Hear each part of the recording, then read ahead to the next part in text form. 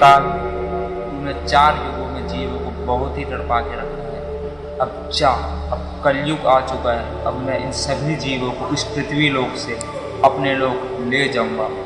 और तूने अगर मेरे काम में टांग अड़ाने की कोशिश की तो इसका अंजाम बहुत बुरा होगा। जा यहाँ से।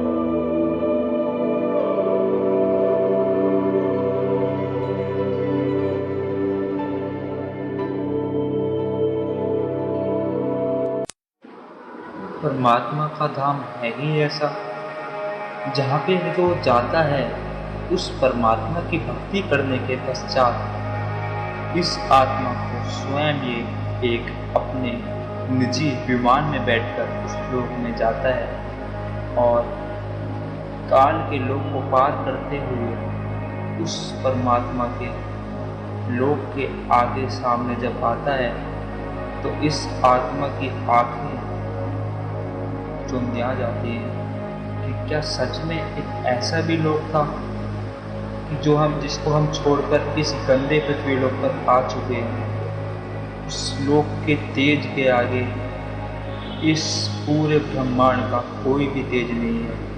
वहाँ की हर चीज, हर वस्तु का कभी भी विनाश नहीं होता है और ना ही उस स्थान पर कभी आपकी जन्म अथवा मृत्यु होती है।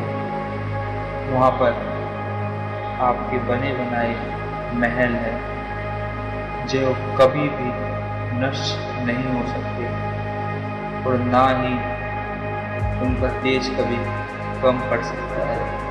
जमीन में से इतना तेज निकलता है मानो सोना भी उसके आगे कुछ ना हो।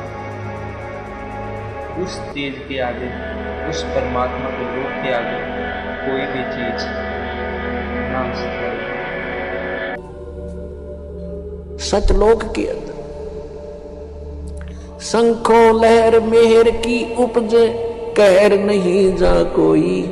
दास गरीब अचल अविनाशी, सुख का सागर सोई। सतलोक के अंदर कहते शंखों लहर मेहर की उपजे। अब वहां हम सतलोक में रहा करते थे, हमारा ऐसा ही शरीर था जैसा आपका यहां पर है, लेकिन उसका मटेरियल ये नहीं है। वो शुक्रम अकायम है, ऐसनाविरम है। माता पिता के योग से जैसे यहां शुक्र से बनता है, ऐसा वहां हमारा शरीर नहीं है। यहाँ 5 तत्वों से बना हुआ है, वहाँ 1 तत्व से, नूर तत्व से बनता है। अब जैसे हमारा शरीर 5 तत्वों से बना हुआ है, इसमें कई तत्व दिखाई नहीं देता और कितना सुंदर हमें लगा है। इसी प्रकार उस नूर तत्व का वहाँ ऐसे परमात्मा ने व्यवस्था कर रखी है। हमारे आत्मा के ऊपर फिर एक कवर वो नूर तत्व से होगा और उसका 16 सूर्य जितना प्रकाश होगा, इतना तेज, इतना नूर होगा, उसका होगा मनुष्य सदृश ही।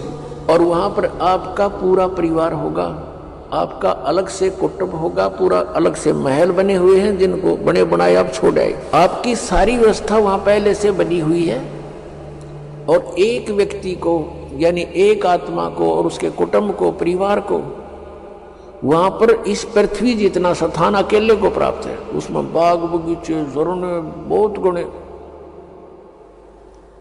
अब ये बातें आपका ना समझ में आवे। और हम वहां इतने खुले स्थान पर रहते थे, इसलिए यहां पर भी हमारी वो टेंडेंसी है, हमारी वृत्ति वैसी ही है। हम क्या चाहते हैं, एक पार्क हो, कोठी भी कई कमरियां की हो, ऊपर नीचे हो है, और खूब सैर सपट्टे करने, कार हो, स्पीड से जाओ और इधर उधर घूमे। तो वहां अपने आप विमान है आपके पास, आपकी वचन से विमान है, जहां चाहो वहां जा सकते हो, बहुत स्पीड से जा सकते हो और बहुत बड़े आपका स्थान है। तो वो सुविधाएं आपको वहां थी, उसकी अब खोज हम यहां कर रहे हैं।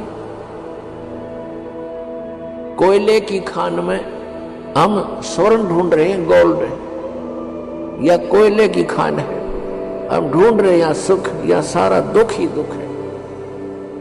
परमात्मा कहते हैं तन दर सुखिया कोई नहीं देखा, जो देखा सो दुखिया हो। उदय अस्त की बात करे, मैंने सबका करया विवेका हो, मैंने सबका विवेचन कर देख लिया। किसी के पास भी संत जाते हैं, 100 समस्याएं बता देता है, चाहे राष्ट्रपति हो यहाँ का, और चाहे वो ब्रह्मा हो, चाहे विष्णु हो, चाहे शिव हो, और चाहे इंद्र हो, वो भी 100 समस्याएं। उनके इतिहास देख लो, ऋषियों के सामने कैसी प्रार्थनाएं कर रखी उन्होंने। तो पुण्यात्माओं, वो सुख सतलोक में है। परमात्मा सतपुरुष है, वो कबीर देव है, वो सतलोक में है। जब हम उसके राज्य में पहुंच जाएंगे, फिर हमारी मृत्यु और बुढ़ापा नहीं होगा।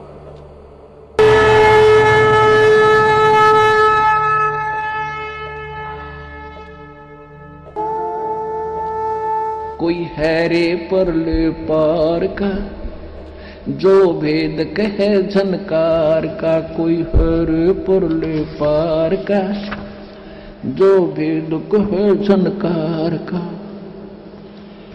अब क्या बताते हैं कि कोई है उस परले पार का जो उस वास्तविक धुन की जानकारी रखता हो।